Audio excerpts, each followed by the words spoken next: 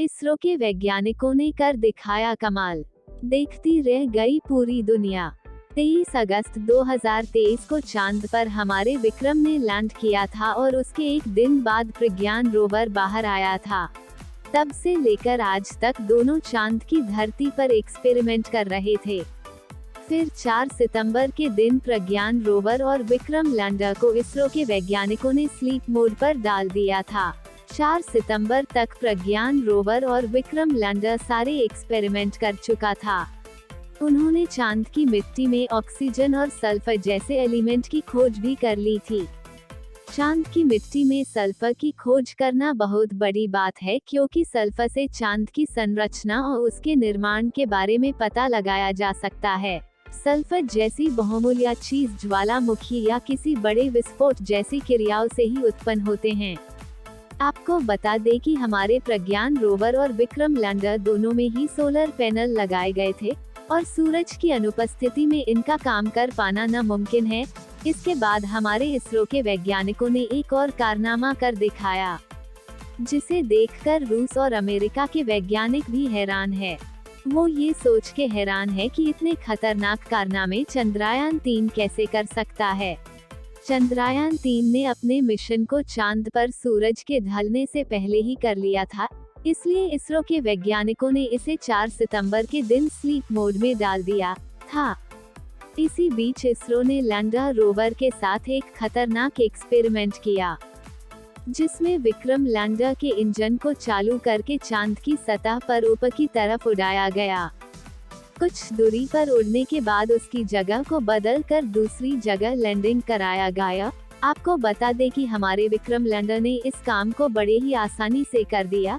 ये भारत के लिए बड़ी खुशी की बात है, क्योंकि विक्रम लैंडर में लगे चारों इंजन बिल्कुल ठीक तरीके से काम कर रहे थे।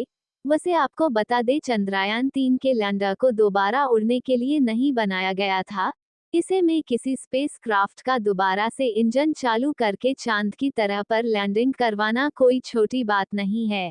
फिर भी हमारे इसरो के वैज्ञानिकों ने ये काम बड़े आसानी से कर दिया।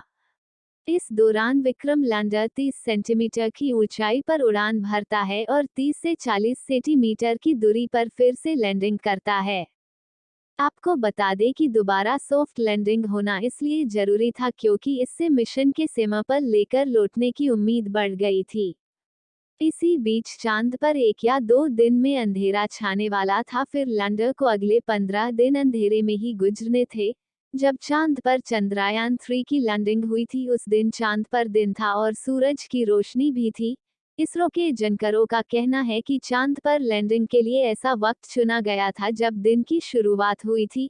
इसका मकसद ये था कि अगले 15 दिनों तक विक्रम को मौका मिल सके, चंद्रमा की कुछ जानकारी जुटाने के लिए वक्त मिल सके। चंद्रयान 3 की सफलता के बाद इसरो का नाम सारी दुनिया में हो रहा है। विक्रम लैंडर के किए गए एक्सपेरिमेंट से फायदा ये होगा कि भविष्य में ऐसे मिशन को चांद पर भेजा जा सकता है, जिसे पृथ्वी पर दोबारा लाया भी जा सके। देश को आज चंद्रयान 3 के जागने का इंतजार है। कई दिनों से 22 सितंबर का इंतजार किया जा रहा था। दरअसल चांद पर अंधेरा होने के बाद 4 सितंबर को चंद्रयान 3 के विक्रम लैंडर और प्रज्ञान रोवर को स्लीप मोड में डाल दिया गया था। सिर्फ रिसीवर ऑन रखा गया था।